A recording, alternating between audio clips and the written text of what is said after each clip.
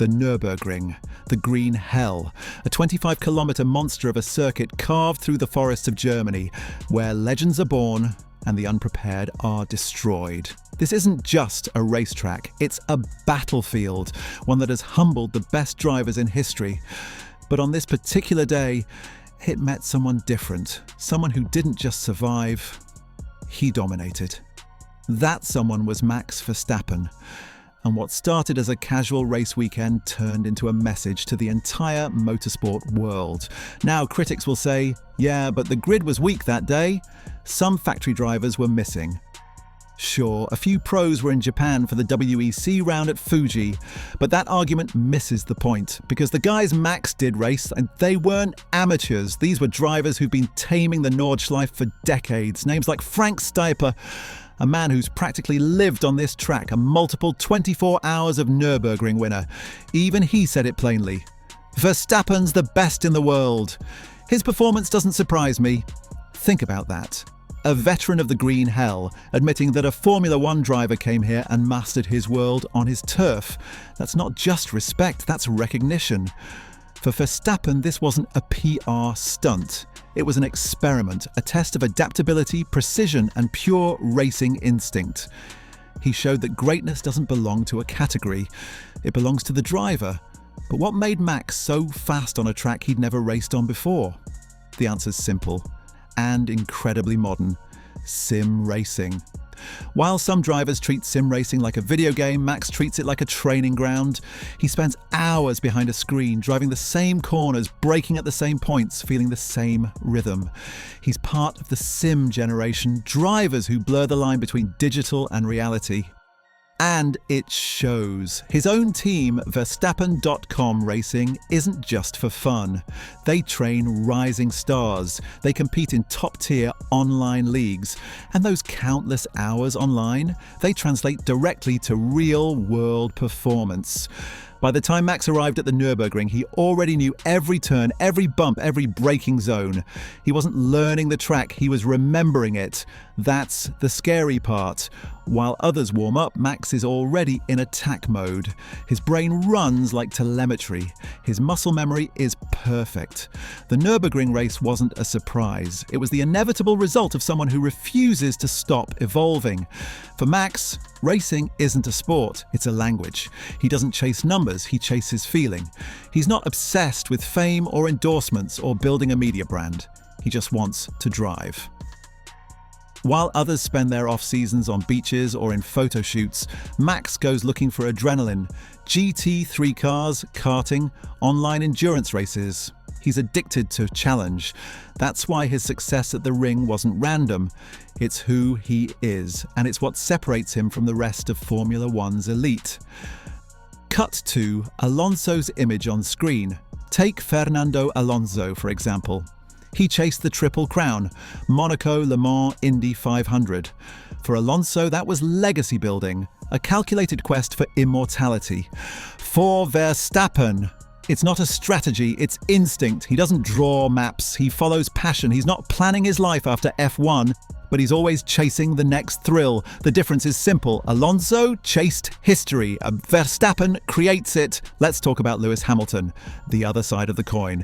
Lewis is a perfectionist, a showman, a man who built his empire within Formula One and never felt the need to step outside it. He's openly admitted he's uncomfortable racing in other formats. He's even criticised IndyCar, calling it too dangerous. And that's okay, because Hamilton's story isn't about variety, it's about mastery within one world. He's an icon who values peace, family, and focus over chaos. But Verstappen, he thrives on chaos. He doesn't just face risk, he invites it.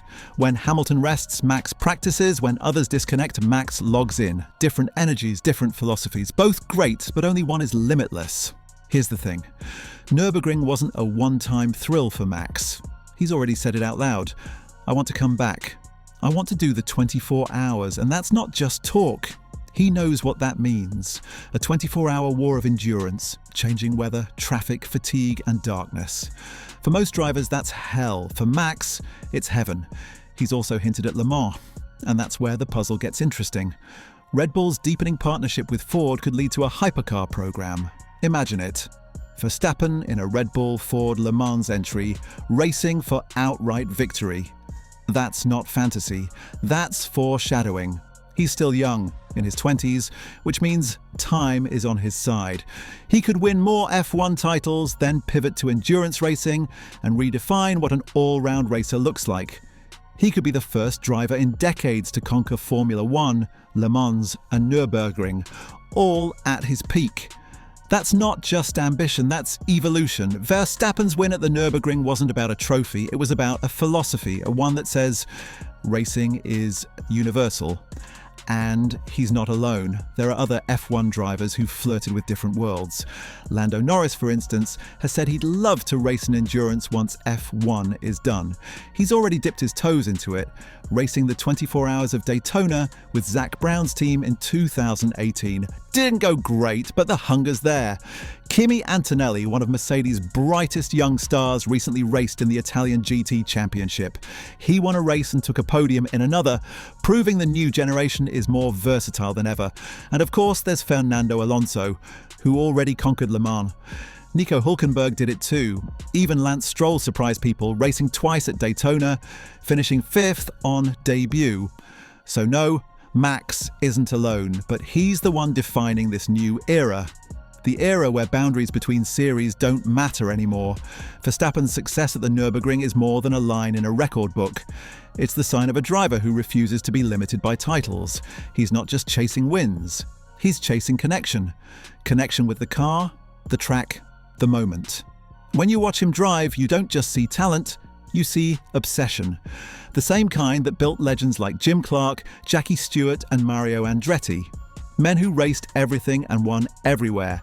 Max is walking that same path. He's not afraid to leave the comfort of F1, to risk defeat, to learn again.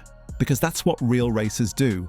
If he does go on to win Le Mans or the Nürburgring 24 Hours, he won't just be another F1 champion. He'll be the face of modern motorsport, a bridge between the past and the future, between analog racing and the digital age, between the legends we remember and the ones being written right now.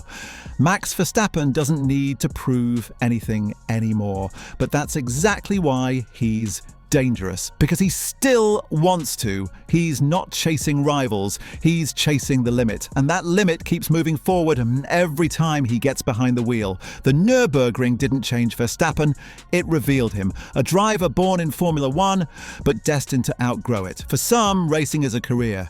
For Max Verstappen, it's a calling. He doesn't just drive cars, he lives them.